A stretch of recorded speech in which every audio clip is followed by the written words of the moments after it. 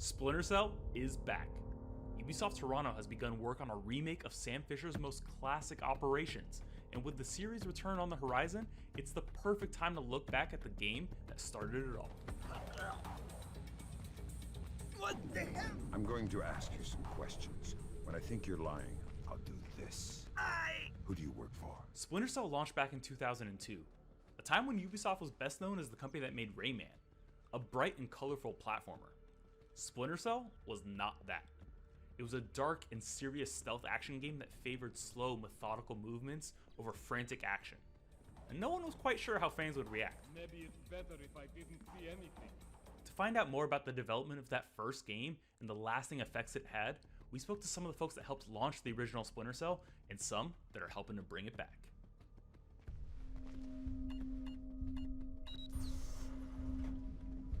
Sam Fisher. I can't believe you beat me here. I like to be early. Very first time we really understood that we had a hit in our hands is, I guess, when we were talking to Microsoft. Like, we had that feeling, that gut feeling, but it wasn't validated by anything, and we never had a hit before at Ubisoft, like not a big one like that. When Microsoft came to us and looked at it, they knew also something was up, and they were considering it for their E3 showcase at the time for showing off the Xbox. And it was super scary for us because we're like, how are people going to react? We don't know because it's very dark. Is it going to come through nicely on the screen? Is it going to show off its colors? The feedback we received from E3 was so incredible, so it just gave us a huge push to get things done and get this game to the level of the expectations. Probably for E3 and for our competitors and for for players at large, it probably came out of nowhere. There was this whole, who is Ubisoft? It was a transformation of what Ubisoft could do and how they were regarded. That was very special because at that time at Ubisoft Montreal, we were producing games, but we were not in a AAA mindset at that time. And this game became somehow a great inspiration from the teams. And from that moment, when Splinter Cell did release with a very cool feedback and nice reviews and nice popularity as well, this has been an incredible trigger for the whole studio to reach for this level of achievement for other games. But what exactly was it that drew in audiences at that E3? What did Splinter Cell do that set it apart from the crowd? The answer, as it turns out, was pretty black and white. Light, shadow. It's instantly relatable and instantly something that you know how to play with. People paid attention because they had never seen such amazing visuals at first. That whole shadow and light was beautiful, and it was giving a dimension that they had never played with. And it had to do with the Xbox and the ability of the Xbox to render these dynamic lights with dynamic shadows and dynamic real-time shadows. And it was really the ambition of the team early on to push the visual fidelity of the game as far as we could. The way art and level design had to work together to deal with, how dynamic lights would affect the gameplay as well as the visuals was probably one of the biggest challenges of development. It was one of those times where a game came out and just really had a brilliant presentation that was so critical for the actual design itself.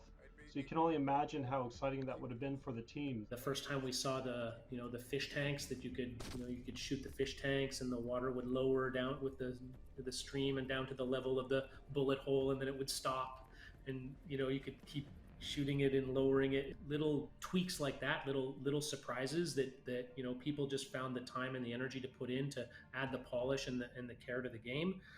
That was great. I remember thinking to myself, I was super blown away by the tech advances that were part of that game, the stencil shadows and the moving cloth and the thermal goggles and all of the stuff. And I just remember thinking to myself, how that was even possible at the time. Visually, it was amazing. The light effects were remarkable, ahead of anything else that was being done at the time. But it was even more than that. The use and exploitation of light and shadow set Splinter Cell apart from its competitors. But it would take more than that to deliver on the development team's promise. A promise they felt so strongly about, they put it right on the box art. Stealth action redefined was born out of the fact that this was a challenge to the god of tactical espionage action, which was Metal Gear Solid. It was really the mission that Splinter Cell set out for itself. It was, okay, if we're going to take espionage, if we're going to take stealth action, how are we going to position that in a way that fits the Tom Clancy brand values as well? We had Rainbow Six, Redstone was working on Ghost Recon. Those were obvious Tom Clancy games. But Splinter Cell came from Montreal, and Montreal wasn't working on Tom Clancy at the time. And when we looked at it, we looked at the fantasy, we looked at the realism and the techno-thriller aspect of it. We figured that would perfectly fit under Tom Clancy. Back then, there was a lot of, a lot of games that were very kind of heavy on just shoot, kill, be done. That's how you get through these situations. Splinter Cell made you slow down, it made you think, it made you kind of try to understand the threats that were ahead of you, and it layered all of those features together. And it rewarded players for thinking differently, for being a bit more kind of patient with the way that they chose to solve those situations.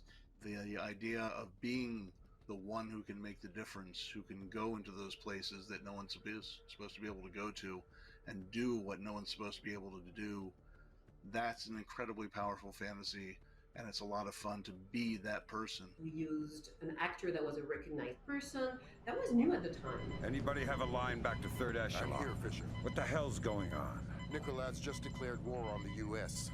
What? Now it's something that a lot of people do, a lot of game publishers. It's kind of normal, but at the time it wasn't. And we really looked at it like, first it was a Clancy brand, so we looked at it like something bigger than just a video game, marketed it that way, and created a persona. Sam's a great character.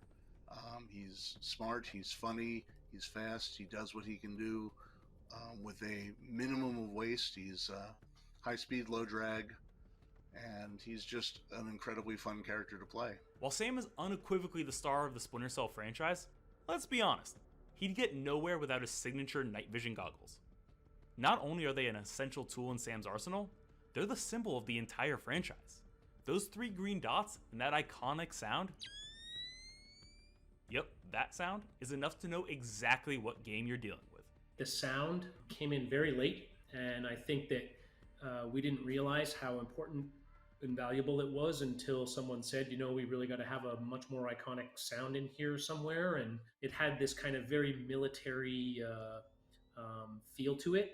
We were trying to create something that felt very realistic and modern, and just because of the speed at which technology moves, it kind of became its own thing in time, and it adhered to sort of the genuineness of it and kind of stuck. 19 years ago, Splinter Cell put Ubisoft on the map and changed the landscape for stealth action games across the industry. Now, thanks to the upcoming remake, a brand new generation can experience the best Splinter Cell has to offer. For future updates on the Splinter Cell remake, follow this channel and visit us at news.ubisoft.com.